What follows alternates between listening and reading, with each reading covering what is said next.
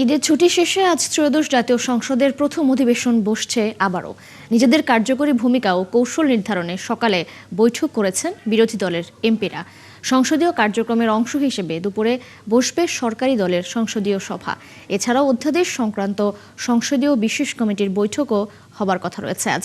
ত্রয়োদশ জাতীয় সংসদের প্রথম অধিবেশনের তৃতীয় দিনে রাষ্ট্রপতির ভাষণের উপর ধন্যবাদ প্রস্তাব নিয়ে সরকার ও বিরোধী দলের সদস্যরা আলোচনায় অংশ নেবেন। এছাড়া মন্ত্রীদের জন্য নির্ধারিত প্রশ্নোত্তর পর্ব ও জাতীয় জনগুরুত্বপূর্ণ নোটিশ উত্থাপন ও সেই নোটিশের উপর আলোচনার কর্মসূচি রয়েছে। আগামী ৩০ এপ্রিল পর্যন্ত চলবে এই অধিবেশন। এর আগে ঈদ উল ফিতর ও অন্যান্য ছুটির কারণে গত ১৫ মার্চ মুলতবি করা হয় সংসদ অধিবেশন। ত্রয়োদশ জাতীয় সংসদ নির্বাচনের পর গত ১২ মার্চ শুরু হয় অধিবেশন।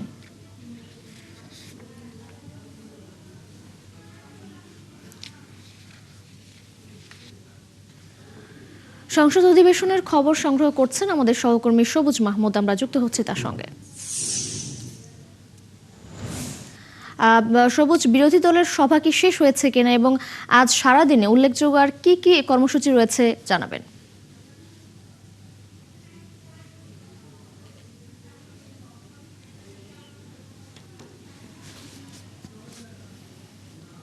বৈঠক আছে, তার মধ্যে সকাল থেকে বিরোধী দলীয় জামায়াত ইসলামীর যে বৈঠক সেটি শুরু হয় সকাল 11টায় এবং বৈঠকটি ইতিমধ্যে শেষ হয়ে যাওয়ার কথা, কারণ আমরা ভেতর থেকে আসলে পুরো খবরটা জানতে পারছি না। সংসদ সদস্যরা বের হতে আমরা দেখেছি, তার মানে মিটিংটি হয়তো ইতিমধ্যে শেষ হয়েছে। জামায়াত ইসলামীর বা বিরোধী দলের যে মিটিংটি সেটি হচ্ছে সংসদের যে অধিবেশনের মুলতবি পরবর্তী যে কার্যক্রম শুরু হলো সেখানে আসলে তাদের ভূমিকা কি হবে, কার্যপ্রণালী কি হবে, কৌশল কি হবে, সেই ধরনের একটি মিটিং বিরোধী দলীয় কক্ষে তারা এই আজকে সকাল 11টায় করেছেন এবং আজকে দুপুরে সরকার দলীয় দল যে বৈঠক সেই সংসদ সদস্যদের বৈঠক কিন্তু আজকে হওয়ার কথা রয়েছে দুপুর 1:30টায়। তারপর আজকে অধিবেশন আছে, আপনি যেমনটা খবরে বলছিলেন যে 3টায় সংসদের অধিবেশন শুরু হবে এবং রাত 8:30টায় সংসদের যে বিশেষ কমিটি আসে, বিশেষ সংসদীয় কমিটি, সেই কমিটির বৈঠকটা আছে। সেই বৈঠকে যিনি সভাপতি এমপি মহোদয়ের কাছে আমরা জানতে চেয়েছি আসলে বৈঠকে কি ধরনের বিষয় আলোচনা হবে, যেহেতু এটি দ্বিতীয় বৈঠক, এটি কি শেষ বৈঠক কিনা। তিনি জানিয়েছেন যে ঐকমত্য কমিশনে ঐক্যবদ্ধ না হওয়া যে 24টি বিষয় আছে সেই বিষয়গুলো নিয়ে সাধারণত এই আজকের বৈঠকটা নিয়ে কথা হওয়ার কথা রয়েছে।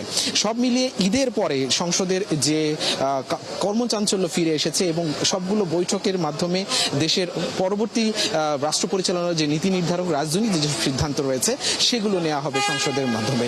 এই ছিল সংসদের আজকের এখনকার পর্যন্ত সবশেষ খবর। তো হবার জন্য দর্শক, সংসদ ভবন থেকে বিরোধী দলের সভার খবর জানাচ্ছিলেন সহকর্মী সবুজ মাহমুদ।